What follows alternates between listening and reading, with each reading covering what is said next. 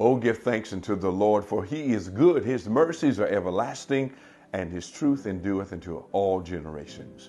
Welcome, everyone, to another edition of Early Morning Word from One Church. I'm your host, John Godbolt, for this edition, and it's always a privilege and a pleasure to be able to share with you from the Word of God. I want to talk with you about with whom are you wrestling?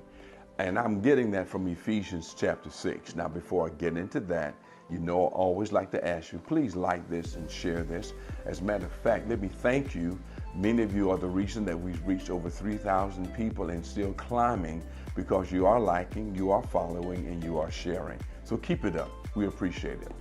Now, in Ephesians chapter 6, beginning at verse 11, it says, "Put on the whole armor of God, that you may be able to stand against the wiles of the devil. For we wrestle not against flesh and blood, but against principalities, against powers, against the rulers of darkness of this world, against spiritual wickedness in high places." Our warfare is an invisible enemy. Our enemies are invisible. Every one of those that we talked about here are principalities. They are rulers of darkness, spiritual wickedness in high places. These are invisible foes. And God tells us in his word that we need to put on an invisible protection, an invisible armor. We got to have our loins girded about with truth, our helmet of salvation, the breastplate of righteousness, our feet shod with the preparation of the gospel of peace, the shield of faith, the sword of the Spirit. All those are invisible, powerful weapons against an invisible foe.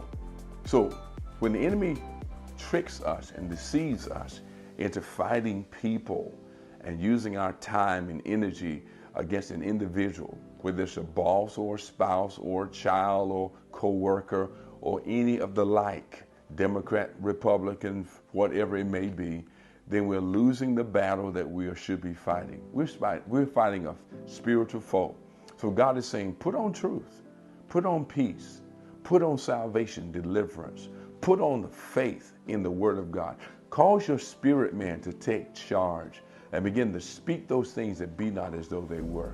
You've been living right all this long time. Start using it to fight the invisible foe. Begin to ask God to speak through you and say the word that fights the enemy.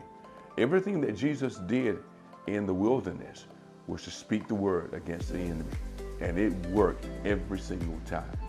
So start speaking the word of God against your enemy. He's invisible.